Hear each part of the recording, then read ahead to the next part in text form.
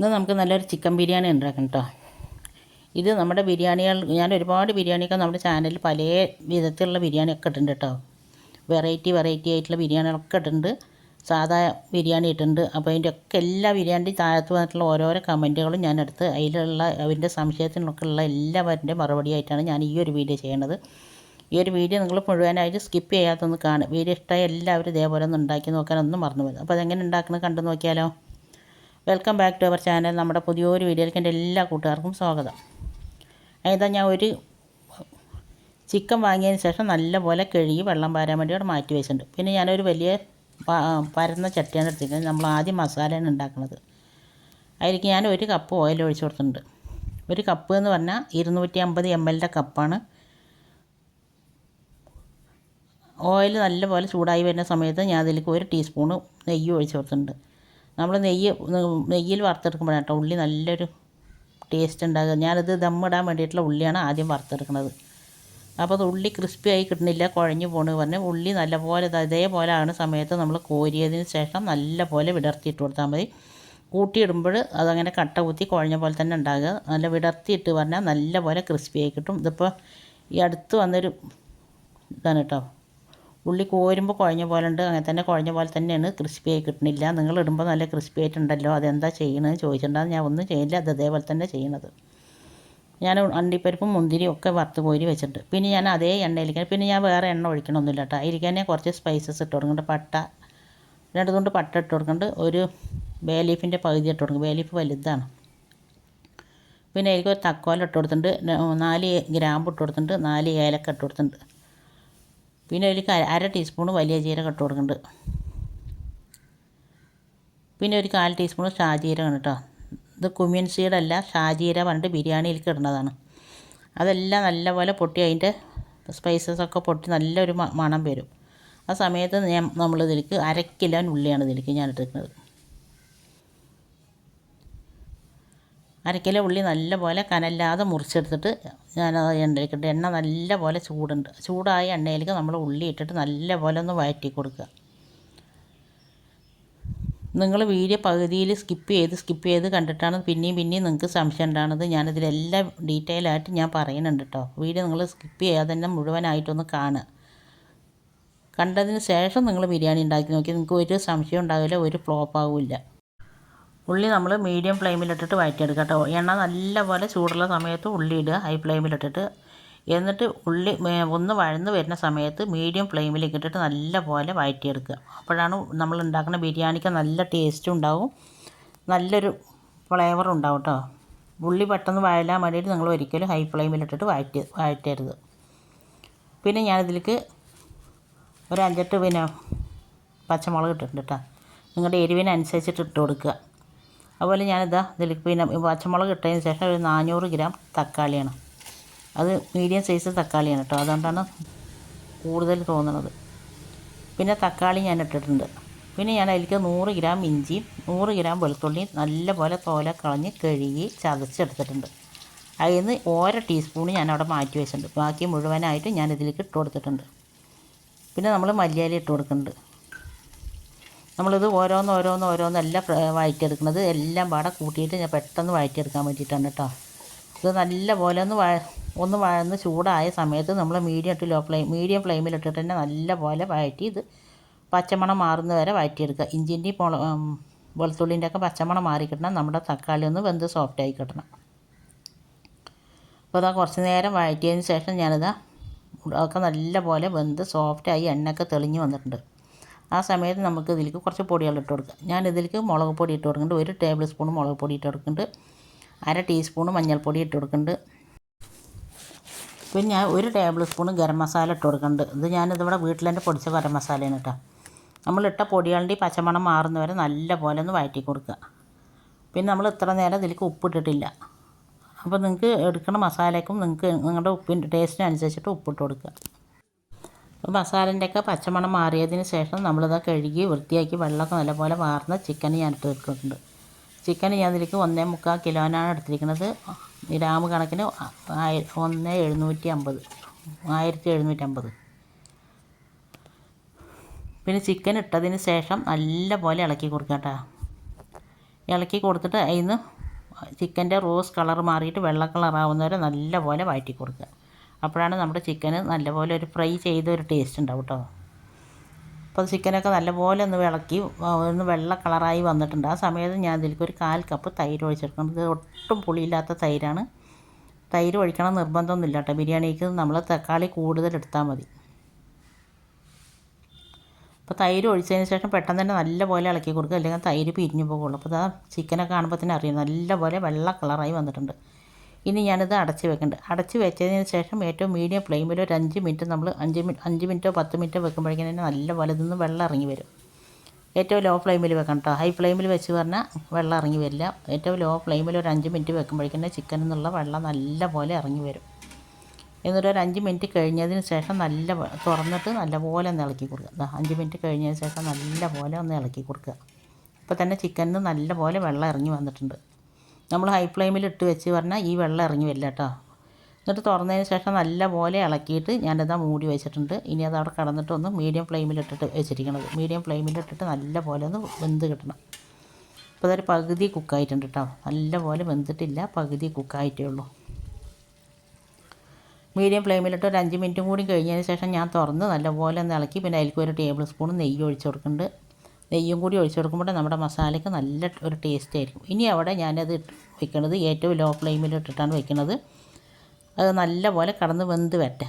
ആ സമയം കൊണ്ട് നമുക്കിതിലേക്ക് വേണ്ട അരിയൊക്കെ ഒന്ന് കുതിർത്തി ഇല കഴുകി വെള്ളമൊക്കെ നടന്ന് വെക്കുക. അപ്പോൾ ഞാനിത് 1 കിലോന് അരിയാണ് എടുത്തിരിക്കുന്നത്. ജീരകശാല അരിയാണ്. എല്ലാ കൂട്ടുകാരൊക്കെ ചോദിച്ചിട്ടുണ്ടാകും ജീരകശാല അരി പറഞ്ഞാൽ എന്താണെന്ന്.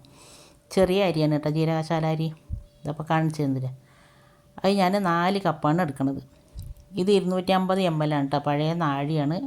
ഇതിൻ്റെ അളവിന് തന്നെ എൻ്റേത് ഗ്ലാസ് ഉണ്ട്. അപ്പോൾ ഞാൻ അതേ ഗ്ലാസ്സിനാണ് വെള്ളം എടുക്കൽ. അല്ലെങ്കിൽ നിങ്ങൾ ഈ അരി ഒരു പാത്രത്തിലേക്ക് അളന്നിട്ട് ഫുള്ളായിട്ടുണ്ടെങ്കിൽ ആ പാത്രത്തിന് 1.5 പാത്രം വെള്ളം എടുത്താൽ മതി. നമ്മൾ എത്രയാണോ അരി എടുക്കുന്നത് അതിൻ്റെ 1.5 പാത്രം വെള്ളം എടുക്കുക. 1 കപ്പ് അരിക്ക് 1.5 പാത്രം വെള്ളം. ഇനി ഇതൊരു 3-4 പ്രാവശ്യം നല്ലപോലെ കഴുകിയിട്ട് വെള്ളം തെളിഞ്ഞ് വരുന്ന സമയത്ത് നമ്മളിത് കോരി അരിപ്പ പാത്രത്തിൽ ഇട്ട് വെക്കുന്നുണ്ട്. ഞാൻ വെള്ളം പാരാൻ വേണ്ടിയിട്ട് ഞാൻ അരിപ്പ കൊട്ടയിലേക്ക് ഞാൻ അരിയോടെ മാറ്റി വെച്ചിട്ടുണ്ട്. അതിന് ശേഷം ഇനി നമുക്ക് ചോറ് വെക്കാൻ തുടങ്ങാം. ഞാനിത് അരി കുതിർത്തിയിട്ടല്ല കേട്ടോ. അരി കുതിർത്താണ്ടാണ് ചോറ് വെക്കുന്നത്. അരിക്ക് ഞാൻ 2 ടേബിൾ സ്പൂൺ ഒരു പാത്രം വെച്ചിട്ടുണ്ട്. ഒരു 2 ടേബിൾ സ്പൂൺ ഓയിൽ ഒഴിച്ച് കൊടുത്തിട്ടുണ്ട്. 2 ടേബിൾ സ്പൂൺ നെയ്യ് ഒഴിച്ച് കൊടുത്തിട്ടുണ്ട്. അത് രണ്ടും നല്ലപോലെ ചൂടായി വന്ന സമയത്ത് ഒരു തുണ്ട് ബേ ലീഫും ഒരു തുണ്ട് പട്ട, 3-4 ഏലക്ക, 3-4 ഗ്രാമ്പൂ, ഇതെല്ലാം പാടെ നല്ലപോലെ ഒന്ന് പൊട്ടി വരട്ടെ. പൊട്ടി അതിൻ്റെ ഒരു മണം ഇങ്ങനെ വരും. മണം വരുന്ന സമയത്ത് നമ്മളിത് ഒരു മീഡിയം സൈസ് ഉള്ളി നല്ലപോലെ കനല്ലാണ്ടൊന്ന് മുറിച്ചെടുക്കണം. എന്നിട്ട് ഞാൻ അതും ആ എണ്ണയിലേക്ക് ഇട്ട് കൊടുത്തിട്ടുണ്ട്. വലിയ ഉള്ളി വേണ്ട കേട്ടോ. വലിയ ഉള്ളിയാണെങ്കിൽ പകുതി മതി. ഇത് മീഡിയം സൈസ് ഉള്ളി ആയതുകൊണ്ട് ഞാൻ ചെറുതൊന്നും എടുത്തിരിക്കുന്നത്. ഇനി ഉള്ളി ഇട്ടിട്ട് നല്ലപോലെ ഒന്ന് വഴറ്റിയതിന് ഉള്ളി ഒന്ന് വഴന്ന് വരുന്ന സമയത്ത് നമ്മൾ ആദ്യം ചതച്ചെടുത്ത് വെച്ച ഇഞ്ചി വെളുത്തുള്ളി പേസ്റ്റിന്ന് 1 ടീസ്പൂൺ ഞാൻ എടുത്ത് വെച്ചിട്ടുണ്ടായിരുന്നു. അത് നമ്മൾ ഇതിലേക്ക് ഇട്ട് കൊടുക്കുന്നുണ്ട്. ഇതും കൂടി ഇട്ട് കൊടുക്കുമ്പോൾ നമ്മുടെ ചോറിന് നല്ലൊരു ടേസ്റ്റും ഉണ്ടാവും, നല്ലൊരു ഫ്ലേവറും ഉണ്ടാവും. അപ്പോഴേക്കും ഇതാ നല്ലപോലെ അരിയൊക്കെ വെള്ളം വാർന്ന് വന്നിട്ടുണ്ട് കേട്ടോ. വെള്ളം നല്ലപോലെ വാർന്ന് കിട്ടണം നമുക്കായിരിക്കും. ഈ സമയം നിങ്ങൾക്ക് എൻ്റെ വീഡിയോ കണ്ടിട്ട് ഇഷ്ടമാകുക എന്നുണ്ടെങ്കിൽ ആ വീഡിയോക്ക് എല്ലാവരും ലൈക്ക് ചെയ്യാനും സബ്സ്ക്രൈബ് ചെയ്യാതെ കാണുന്ന പുതിയ കൂട്ടുകാരുണ്ടെങ്കിൽ ഒന്ന് സബ്സ്ക്രൈബ് ചെയ്ത് സപ്പോർട്ട് ചെയ്യാനും ഈ റെസിപ്പി നിങ്ങൾക്ക് ഇഷ്ടമായ നിങ്ങളുടെ ഫ്രണ്ട്സ് ആൻഡ് ഫാമിലി ഗ്രൂപ്പിലേക്ക് ഒന്ന് ഷെയർ ചെയ്ത് കൊടുത്തും കൂടി നമ്മളൊന്ന് സപ്പോർട്ട് ചെയ്യാനൊന്നും ഒന്നും മറന്നു പോയത് കേട്ടോ. പിന്നെ അതാ നല്ലപോലെ ഉള്ളിയും ഇഞ്ചി മസാലയുടെ പച്ചമണമൊക്കെ മാറിയതിന് ശേഷം ഞാൻ അതിലേക്ക് അരി ഇട്ടിട്ട് ഒരു 5 മിനിറ്റ് നല്ലപോലെ ഒന്ന് വറുത്തെടുക്കുന്നുണ്ട് കേട്ടോ. നല്ലപോലെ ഒന്ന് വറുത്തെടുക്കുക. ഇതപ്പോൾ നല്ലപോലെ വറുത്തിട്ടുണ്ട്. നമ്മൾ ഈ നെയ്യിൽ കിടന്നിട്ട് അരി ഒന്ന് വറുത്തെടുക്കുമ്പോൾ നല്ലൊരു ടേസ്റ്റും ഉണ്ടാവും. നമ്മുടെ അരി വെന്ത് കുഴഞ്ഞ് ഒട്ടിപ്പോവില്ല. അരി വറുത്തെടുക്കുകയാണെങ്കിൽ നിങ്ങൾ വെള്ളം തിളപ്പിക്കണം കേട്ടോ. നമ്മൾ സാധാ അരി കുതിർത്തിയിട്ട് വെക്കുകയാണെങ്കിൽ പച്ചവെള്ളം ഒഴിച്ചാലും മതി. ഇതിപ്പോൾ അരി നമ്മൾ വറുത്തിട്ട് എടുക്കുമ്പോൾ പച്ചവെള്ളം ഒഴിക്കരുത്. അപ്പോൾ ചൂടുവെള്ളം തന്നെ ഒഴിച്ചു കൊടുക്കുക. ഞാനിത് 4 കപ്പ് അരി എടുത്തിരിക്കുന്നത്. അപ്പോൾ ഇതിന് 6 കപ്പ് വെള്ളം ഒഴിച്ച് കൊടുത്തിട്ടുണ്ട്. 1 കപ്പ് അരിക്ക് 1.5 കപ്പ് എന്നുള്ള കണക്കിനാണ് ഞാൻ ഒഴിച്ചിരിക്കുന്നത്. അത് തിളച്ച വെള്ളമാണ് ഒഴിച്ച് കൊടുത്തിരിക്കുന്നത്. വെള്ളം ഒഴിച്ചതിന് ശേഷം നമുക്ക് അരിക്ക് ആവശ്യമായിട്ടുള്ള ഉപ്പ് ഇട്ട് കൊടുക്കുക. ഉപ്പ് ഇട്ട് കൊടുത്തിട്ട് നല്ലപോലെ ഒന്ന് ഇളക്കി കൊടുക്കാം. ഇനി നമ്മളതിലേക്ക് ഞാൻ വലിയൊരു മുറി നാരങ്ങൻ്റെ പകുതി നാരങ്ങൻ്റെ നീരെടുത്തിട്ടുണ്ട്. നമ്മുടെ നാരങ്ങ നീര് ഒഴിക്കുമ്പോൾ ചോറ് കുഴഞ്ഞു പോയില്ല കേട്ടോ. നാരങ്ങ നീര് ഒഴിച്ചതിന് ശേഷം നല്ലപോലെ ഇളക്കിയിട്ട് ഞാനിതാ മൂടി വെച്ചിട്ടുണ്ട്. ഈ മൂടിയിലൊരു ഹോളുണ്ട്. അപ്പോൾ ഞാൻ ആ ഹോളിൽ എന്തെങ്കിലും വെച്ചിട്ടൊന്ന് അടച്ചും കൊടുക്കണം കേട്ടോ. അപ്പോഴേക്കിതാ നമ്മുടെ ചിക്കനൊക്കെ നല്ലപോലെ വേകാനായിട്ട് ഒരിത്തിരി കൂടി ഒന്ന് വെള്ളം പറ്റണം. 3/4 വേവാക്കിയിട്ടാണ് നമ്മൾ ചിക്കൻ എടുക്കുന്നത്. അതുപോലെ തന്നെ അരി 3/4 വേവാക്കിയിട്ടാണ് എടുക്കുന്നത്. ഫുള്ളായിട്ട് വേവിച്ചെടുക്കണില്ല. നമ്മൾ ഒരുപാട് ബിരിയാണി റെസിപ്പീസൊക്കെ നമ്മൾ ചാനലിൽ ഇട്ടിട്ടുണ്ട് കേട്ടോ. പല വെറൈറ്റി ആയിട്ടുള്ള ബിരിയാണി ഇട്ടിട്ടുണ്ട്, സാധാ ബിരിയാണി ഇട്ടിട്ടുണ്ട്, പാലക്കാടൻ ബിരിയാണി ഇട്ടിട്ടുണ്ട്, അങ്ങനെ ഒരുപാട് ബിരിയാണി ഇട്ടിട്ടുണ്ട്. കാണാൻ താല്പര്യമുള്ളവരൊക്കെ ഒന്ന് കണ്ടു നോക്കി. അതിൻ്റെയൊക്കെ ഞാൻ പ്ലേലിസ്റ്റ് കൊടുത്തിട്ടുണ്ട്, ഡിസ്ക്രിപ്ഷൻ ബോക്സിലും കൊടുക്കാം. അപ്പോൾ അത് അരിയിട്ട് നല്ലപോലെ തിളച്ചതിന് ശേഷം 2-3 മിനിറ്റ് കഴിഞ്ഞിട്ട് നല്ലപോലെ തിളച്ച് വന്നിട്ടുണ്ട്. തിളച്ച് വന്ന ശേഷം ഞാനിതൊന്ന് തുറന്നിട്ട് നല്ലപോലെ ഒന്ന് ഇളക്കി കൊടുക്കുന്നുണ്ട്. ഇളക്കി കൊടുത്തിട്ട് ഇനി നമ്മളിത് മൂടി വെച്ചിട്ട് ഒരു 6-7 മിനിറ്റ് ആകുമ്പോഴേക്കും തന്നെ നല്ലപോലെ ഇതിൻ്റെ വെള്ളമൊക്കെ ഒന്ന് വറ്റിയിട്ട് ചോറ് ഒരു 3/4 വേവായിട്ട് കിട്ടും.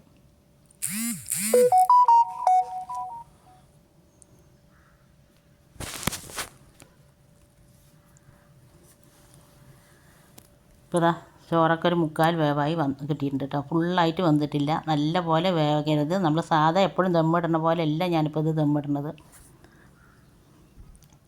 കല്യാണ വീട്ടിലൊക്കെ ദമ്മിടുന്നത് കണ്ടിട്ടില്ല, അതേപോലെയാണ്. അപ്പോൾ അത് നമ്മുടെ ചിക്കനിലുള്ള വെള്ളം നല്ലപോലെ വറ്റി പാകം പോലെ ആയി വന്നിട്ടുണ്ട്. ഈ വെള്ളം വേണം, ഇതേ മസാല വേണം കേട്ടോ ലൂസ് ദമ്മിടുമ്പോൾ, ഇല്ലെങ്കിൽ കരിഞ്ഞു പോകുള്ളൂ. ദമ്മിടുന്ന സമയത്ത് ചിക്കനും ചോറും ഒരേ ചൂട് വേണം. അപ്പോഴാണ് പെട്ടെന്ന് ദമ്മായി വരുള്ളൂ. അഥവാ നിങ്ങൾ ചിക്കൻ വെച്ച് ഓഫാക്കി വെച്ചിട്ട് ചൂടാറിയെന്നുണ്ടെങ്കിൽ ദമ്മിടുന്ന സമയത്തൊന്ന് ചൂടാക്കിയാൽ മതി. അപ്പോൾ അതാ ചിക്കനിൻ്റെ മേലേക്ക് നമ്മൾ ചോറിൻ്റെ മേലത്തെ ലെയറാണ് അടിയിലിട്ട് കൊടുക്കുന്നത് കേട്ടോ. ചിക്കൻ്റെ തൊട്ട് മേലത്തെ അരി ഒരുപാട് വെന്തിട്ടുണ്ടാവില്ല. അപ്പോൾ അതുകൊണ്ട് മേലത്തെ ചോറാണ് ഞാൻ അടിയിലിട്ട് കൊടുക്കുന്നത്. എന്നിട്ട് അതിൻ്റെ മേലെ നമ്മൾ കുറച്ച് വറുത്ത് വെച്ച അണ്ടിപ്പരിപ്പും മുന്തിരിയും ഉള്ളിയും മല്ലിയിലയും പുതിനയിലയും ഒക്കെ ഇട്ട് കൊടുക്കുന്നുണ്ട്. ഗരം മസാലൻ്റെ ഫ്ലേവർ ഇഷ്ടമുള്ളവർക്ക് അത് ഇട്ട് കൊടുക്കുക. പിന്നെ ഇതിൻ്റെ ഇടയിൽ വേണമെങ്കിൽ പൈനാപ്പിൾ ഇട്ട് കൊടുക്കുക, ക്യാരറ്റ് ഇട്ട് കൊടുക്കുക, എന്ത് വേണമെങ്കിലും ഇട്ട് കൊടുക്കുക. അതൊക്കെ അവനാൻ്റെ ചോയ്സാണ്. അതൊന്നും ഞാൻ ഇട്ട് കൊടുക്കണില്ല. അപ്പോൾ അതൊക്കെ ഇട്ട് കൊടുത്തതിന് ശേഷം പിന്നെ ഞാൻ ബാക്കി ഉണ്ടായിരുന്ന ചോറ് മേലെ ഇട്ട് കൊടുത്തിട്ടുണ്ട്. മേലെ ഇട്ട് കൊടുത്തതിന് ശേഷം എല്ലാം പാടെ നല്ല പോലെ ഒന്ന് ഒതുക്കി കൊടുക്കുക. ഒതുക്കി കൊടുത്തതിന് ശേഷം ബാക്കി ഉണ്ടായിരുന്ന അണ്ടിപ്പരിപ്പും മുന്തിരിയും ഉള്ളി വറുത്തതും മല്ലിയിലയും പുതിനയിലയും ഒക്കെ ഇട്ട് കൊടുക്കേണ്ടത്. നിങ്ങളുടെ അടുത്ത് കുങ്കുമപ്പൂ ഉണ്ടെങ്കിൽ പാലിൽ തിളപ്പിച്ചിട്ട് ഒഴിച്ചു കൊടുക്കുക, അല്ലെങ്കിൽ മഞ്ഞൾപ്പൊടി ഒഴിച്ചു കൊടുക്കുക, അല്ലെങ്കിൽ കളർ ഒഴിച്ചു കൊടുക്കുക, എന്ത് വേണമെങ്കിലും ചെയ്യാം കേട്ടോ. ഞാനിപ്പോൾ അതൊന്നും ചെയ്യുന്നില്ല. ഞാനിപ്പോൾ അതൊരു പ്ലെയിൻ ആയിട്ടുള്ളൊരു ബിരിയാണി വെച്ചിരിക്കുന്നത്. നല്ല ടേസ്റ്റാണ് കേട്ടോ. അത് ഇങ്ങനെ കഴിക്കാൻ തന്നെ നല്ല മസാലയുടെ ടേസ്റ്റ് മാത്രമാണ് ഇതിലുള്ളത്. പിന്നെ അതിൻ്റെ മേലെ ഞാൻ കുറച്ച് നെയ്യ് ഒഴിച്ച് കൊടുക്കുന്നുണ്ട്. ഒരു 2-3-4 ടേബിൾ സ്പൂൺ നെയ്യ് ഒഴിച്ച് കൊടുക്കുന്നുണ്ട്. പിന്നെ നെയ്യും എണ്ണയും കൂടുതൽ ഉണ്ടാകുമ്പോഴാണ് നമ്മുടെ ബിരിയാണി നല്ല ടേസ്റ്റും ഉണ്ടാകുക, കുഴഞ്ഞ് ഒട്ടാതിരിക്കുക, ചോറ് നല്ല കൊലേനുണ്ടാവും. അതിന് ശേഷം ഞാനിത് മൂടി വെച്ചിട്ട് ഇനി ഏറ്റവും ലോ ഫ്ലെയിമിൽ ഞാനൊരു 30 മിനിറ്റ് അവിടെ ദമ്മിടുന്നുണ്ട്. 30 മിനിറ്റ് കഴിഞ്ഞതിന് ശേഷം നമ്മൾ പെട്ടെന്ന് തുറക്കരുത്. തുറന്നിട്ടുണ്ടെങ്കിൽ ദമ്മ് ശരിയായിട്ടുണ്ടാവില്ല. 30 മിനിറ്റ് കഴിഞ്ഞതിന് ശേഷം ഫ്ലെയിം ഓഫ് ആക്കിയിട്ട് പിന്നെ ഒരു 30 മിനിറ്റും കൂടി കഴിഞ്ഞതിന് ശേഷം മാത്രം തുറക്കുക കേട്ടോ. അപ്പോഴാണ് നമ്മുടെ ചോറ് നല്ല കറക്റ്റായിട്ട് ദമ്മായി കിട്ടിയിട്ടുണ്ടാവുള്ളൂ. ഇതിൽ പറഞ്ഞ ഇതേപോലെ നിങ്ങൾ ചെയ്ത് നോക്കി, ഒരിക്കലും നിങ്ങളുടെ ബിരിയാണി ഫ്ലോപ്പായി പോവില്ല. ഇനി നിങ്ങൾക്ക് ഇതിലേക്കൊരു സംശയമൊന്നും ഉണ്ടാവില്ല. ഇത്ര നേരം എൻ്റെ വീഡിയോ കണ്ടിട്ട് എന്നെ സപ്പോർട്ട് ചെയ്ത് എൻ്റെ എല്ലാ കൂട്ടുകാരനെ കൊണ്ട് ഒരുപാട് നന്ദി. തുടർന്ന് നിങ്ങളുടെ സപ്പോർട്ട് ഉണ്ടാകണം. ഇൻഷാ അള്ളാ ഇനി അടുത്ത നല്ലൊരു വീഡിയോ ആയിട്ട് വരുന്നവരെ അസ്സലാമു അലൈക്കും ബായ്. ഇതപ്പോൾ കണ്ടില്ല, നമ്മൾ അരിയിലും കുറച്ച് വെള്ളം ഉണ്ടായിരുന്നു, ദമ്മിടുമ്പോൾ ചിക്കനിലും കുറച്ച് വെള്ളം ഉണ്ടായിരുന്നു. അപ്പോൾ അതൊരു പൊട്ട് പോലും വെള്ളമില്ല. ഞാൻ 30 മിനിറ്റ് ദമ്മ് ചെയ്തതിന് ശേഷം ഫ്ലെയിം ഓഫാക്കിയിട്ട് ഒരു 30 മിനിറ്റും കൂടി കഴിഞ്ഞിട്ടാണ് ഞാനിത് തുറന്നിട്ട് വിളമ്പണത്. നമ്മുടെ ചിക്കൻ നല്ല ഫ്രൈ ചെയ്തതിൻ്റെ അതേപോലെ ഉണ്ടാകുന്നിട്ട് കഴിക്കാനും നല്ല ടേസ്റ്റാണ്. ഈ റെസിപ്പി നിങ്ങൾക്ക് ഇഷ്ടമായാൽ നിങ്ങളുടെ എല്ലാ ഫ്രണ്ട്സ് ആൻഡ് ഫാമിലി ഗ്രൂപ്പിലേക്ക് ഒന്ന് ഷെയർ ചെയ്ത് കൊടുക്കുക. നിങ്ങൾ ഇതേപോലെ ഒന്ന് ഉണ്ടാക്കി നോക്കുന്നുണ്ടെങ്കിൽ ഇതിൻ്റെ ഫീഡ്ബാക്ക് താഴെ കമൻറ്റ് ബോക്സിൽ അറിയിപ്പിക്കുക.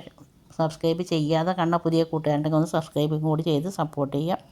വീഡിയോ ഇഷ്ടമായ എല്ലാവരും ലൈക്ക് ചെയ്യാനും നിങ്ങളുടെ വിലയേറിയ എന്ത് അഭിപ്രായം ഉണ്ടെങ്കിലും താഴെ കമൻറ്റ് ബോക്സിൽ അറിയിപ്പിക്കാനൊന്നും മറന്നു പോയത്. അപ്പോൾ ഇനി അടുത്ത നല്ലൊരു വീഡിയോ ആയിട്ട് അടിപൊളി വീഡിയോ ആയിട്ട് വരുന്നവരെല്ലാവരും കിട്ടും. ഓക്കെ, താങ്ക് യു, ബൈ, അസ്സലാമു അലൈക്കും, ബൈ. ഇത് നമ്മൾ ഉണ്ടാക്കിയൊരു അടിപൊളി അച്ചാറാണ് കേട്ടോ. ഇതിൻ്റെ റെസിപ്പി ഞാൻ ഇട്ടിട്ടില്ല, ഇൻഷാ അള്ളാ അടുത്ത് തന്നെ ഇടാം. വീഡിയോ ഇഷ്ടം എല്ലാവരും ഇതുപോലെ ഒന്ന് ഉണ്ടാക്കി നോക്കുക. ഓക്കെ.